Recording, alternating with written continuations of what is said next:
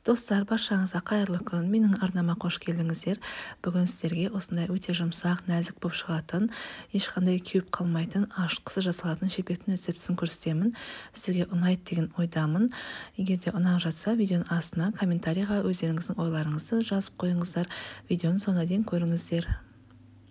Ең алдымен бізге 200 мл сүт қажет болады. Жылы сүт болу керек, және де бір жұмыртқа. Жұмыртқаны жақсылап тұрып араластырамыз. Үстіне 2 ас қасық қант қосып, 1 шай қасық тұз қосамыз, және де тағы да араластырамыз.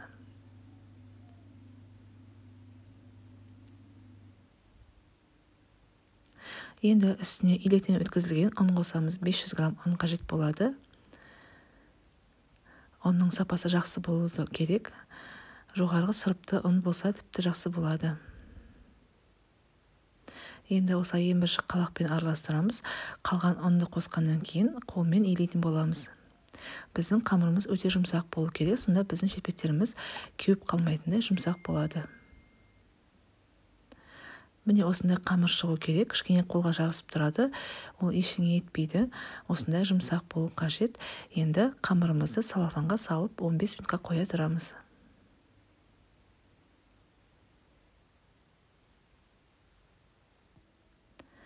Қамырымыз дайын болған кезде осыны астына ұн сеуіп, қамырды алып, бірдей 9 бөлікке бөлеміз.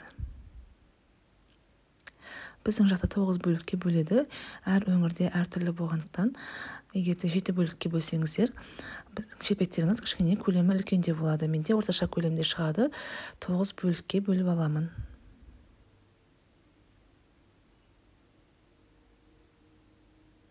Енді осылай әр қамырды домалатып, бір келкі қылдырамыз. Дайын болғаннан кейін осылай жұқалап етіп жаямыз қамырды.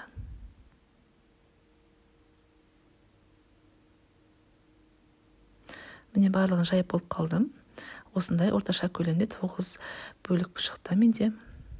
9 шелпек.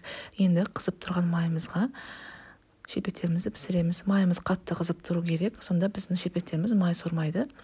Осылай жылдам пісіріп, екінші жағын аударып, қалған барлығын пісіретін боламыз.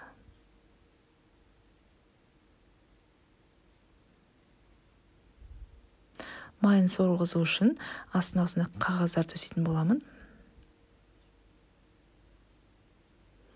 Барлығын осылай пісіреміз. Міне мен шелпектердің дайын болды. Осындай әдемі, жұп-жұмсақ болып шықты. Осы рецептпен жасап көріңіздер. Егер де ұнап жатса, менің каналымды қолдап қойды ұмытпаңыздар. Ол үшін тек қана маған тіркеліп, астына лайк басып, комментарий бөлімінде өздеріңіздің ойларыңызды, пікірлеріңізді қалдырып қоюға ұмытпаңыздар. Және де осы рецептпен достарыңызбен бөлісіп отыруға болады.